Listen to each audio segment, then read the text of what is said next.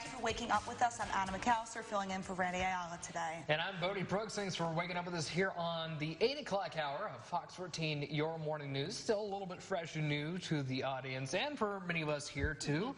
Plus, it's Anna's first time in the hot seat doing the whole yes, sir. 4-hour gauntlet, as I like to call it. How are you hanging in there? It's Doing awesome. good? Yeah, I'm loving it. I'm loving the vibe, 100%. Oh, yeah. We were having a lot of fun this morning. An excellent way to not only end the week, but also the month, too. September has flown by. Flew by like this. I'm trying to think, it's like, oh, man, I'm going to have to drop another rent check soon. Oh, yeah, the bills are due soon. Oh, boy. Hopefully something that will also be coming sooner than later, some fall-like temperatures. It felt like we had them this morning, but... Yeah, I'm hoping as much as everyone is across the Arkansas for at least a little taste of fall. And actually, this morning is actually not feeling too bad. Unfortunately, our afternoons, that's going to be a completely different story. We are going to quickly warm up into the upper 80s by the lunch hour, and we'll top out in the lower 90s with just a few light clouds. And like we said before, it's been a great start. We've seen beautiful blue skies and plenty of sunshine. Temperatures have warmed up just a little bit, but still fairly comfortable at 69 degrees. Dew point, not too bad either at 67. That is your forecast first. What was once a prison has been transformed into a facility for ICE detainees. The Wynn Parish Correctional Center struck a deal with the federal government and the U.S. Immigrations and Customs Enforcement, also known as ICE, 4 months ago. Yesterday, I had the chance to get an exclusive tour at the facility to show you what it's like in the day of a life of an ICE detainee, and it's our top story. Behind the gates of the Freedom Church are more than 200 men praising God. It's a tall, white chapel with beautiful fuchsia flowers meticulously lined up the walkway. The Freedom Church is a place of worship. A place of worship inside the Wynn Parish Correctional Center, a facility that currently holds nearly 1,500 ICE detainees. We're taking you on an exclusive tour behind the gates of the Wynn Parish Correction Center to show you a day in the life of an ICE detainee. In the courtyard, dozens of men walking towards the gates as they see our cameras. They're all sporting the same dark blue uniform, many wearing the signature orange jailhouse slides. But officials who run this facility say the life of these ICE detainees is far from the life of a prisoner. This is not a punitive detention. This is an administrative process, and we provide the highest levels of service to our population, consistent with ICE's detention standards, which in the industry are the gold standard.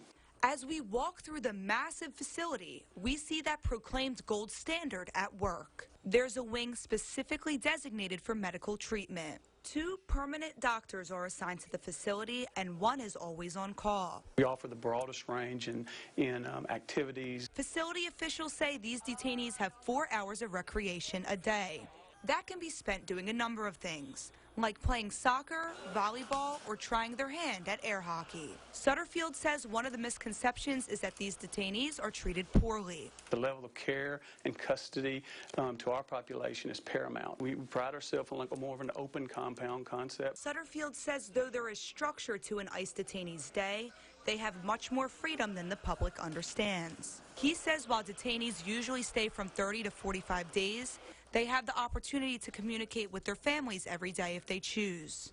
And Sheriff Cranford Jordan wants Wynn Parish residents to understand these detainees are not criminals. These are strictly detainees, have not been convicted of a violent crime. ICE, the federal government, and Wynn Parish struck a deal back in May to house over 1,000 illegal immigrants.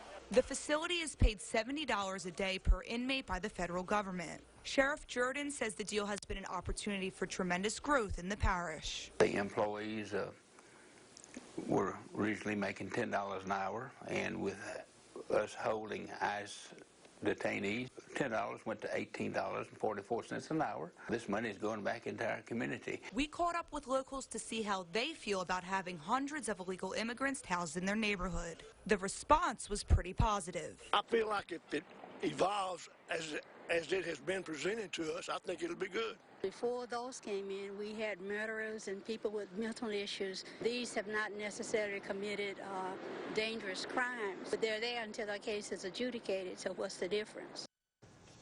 Sheriff Jordan says the population at the facility is fluid and that dozens of the ICE detainees are released or transferred daily as they get new arrivals.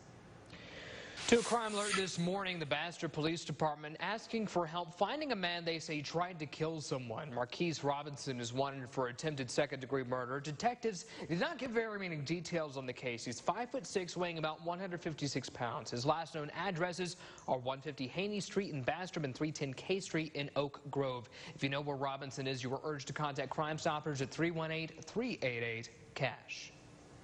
And the Catahoula Parish Sheriff's Office is investigating after a grim discovery. Someone shot a deer, decapitated it, and then left it on a man's property. Awful story. Fox 14's Isabel Albritton spoke with detectives and has more. I hate that. It gives hunters a bad name. People who don't hunt see that and think people are just trophy hunters and that's all they're after is antlers, and then that's not the case. When detectives arrived at Norris Springs Lodge, they located a carcass of a 2.5-year-old male deer in a ditch alongside Highway 913. Wildlife agents were called out to the scene, inspected the deer, and discovered that it had been shot. It had not been hit by a vehicle. The head of the animal had been cut off and the body was left to ruin. As far as the law is concerned, they should be fined a lot of money and have their license taken away, in my opinion. Detectives say the deer was shot for the sole purpose of its antlers. There's numerous families in our area that could have used that meat. We give it to, people that need this meat to feed their family. Detective Adams says the individuals responsible could be facing multiple charges. Citations for possibly shooting from a roadway and hunting deer in closed season, and you're talking about probably $500 to $1,500 in fines, possibly $2,000 for replacement of the animal. Perkins also offered a $1,500 reward for the arrest. If they want to catch him, they should post pictures of that particular deer where everybody can be familiar with the antlers, so when he is brought in somewhere, then people will recognize it. In Catahoula Parish, Isabel Albritton, Fox 14 News. If you have any information, you can contact the Catahoula Parish Sheriff's Office at 318-744-5411 and ask to speak with Detective Ben Adams.